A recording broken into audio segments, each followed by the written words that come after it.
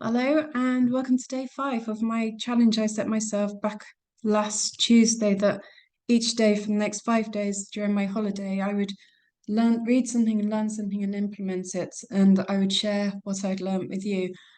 And I think the thing that I've learned the most is time management, because prior to the holiday I'd got so stuck in a rut that you got so busy with the everyday things such as checking your emails and checking there were no messages from anyone wanting tutors and preparing for lessons and important stuff. But my priorities were the stuff that someone else could have been doing for me, the stuff that kept me in that rut. It needed this last 5 days to get out of that rut and look at the bigger picture and look at how I need to manage my time better going forward, what my priorities are for the next 12 months.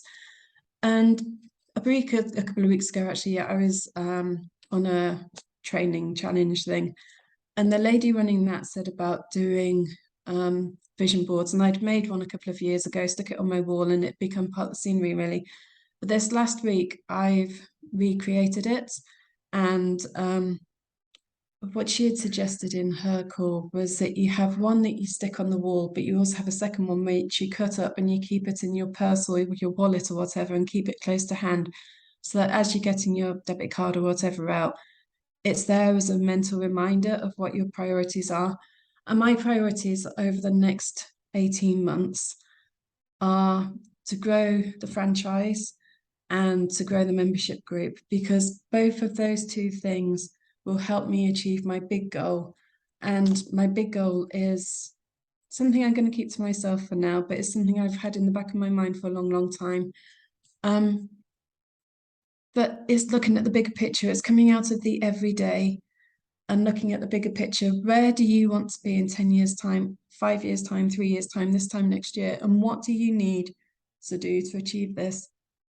And it's easy to stay on that track, and it's easy to um, get so busy doing busyness rather than actual things that need doing, that you can't see the bigger picture. So if you start yourself a tutoring business, what I suggest you do, two things. One is make sure you allow yourself at least one day a week when you can just sit back and be you.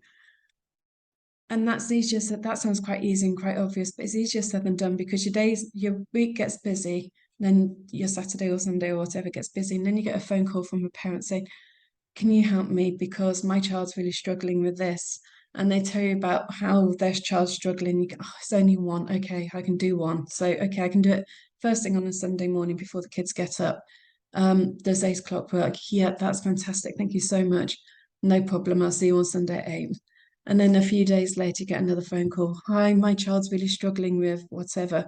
Would you be able to help us?" Okay, my kids are getting older and they're not normally up till lunchtime. So if I can get to you for about 9:30, and yeah, I can help. And before you know it, all 7 days have been taken up. Not trying to put you off, but just be aware of your schedule. So the two things, like I was saying before I started waffling, sorry, are manage your days. Make sure you have at least one day off every week, whether that's a weekday or a day in the weekend, but keep one day for you and your family. But the other thing is, be aware the whole time of why you're doing this, what your bigger picture is, what it is that you want to achieve over the next 18 months, 2 years, because it will direct the path you take, and it will keep you focused on the things which are important. And this was the second thing actually, which I was going to say. When you start your business and you'll be coming up with your numbers. What do I need to, if you're buying a franchise, how much will it cost? How much do I need to earn each week to pay it back? If I'm taking out a loan, what do I need to earn each week in order to be able to pay my bills? What do I need to earn for this? What do I need to do for that?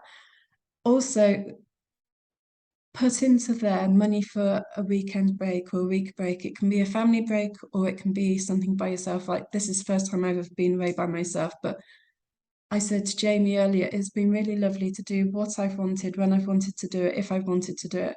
I've read some really inspiring books. I've read some kind of like crime novels, which I'm obviously not going to learn anything from, but it's still been my time to do what I liked. I've done these videos, I've done stuff for the membership group, I've done stuff for the franchise, but I've done it because I've wanted to do it rather than because it's been part of my routine.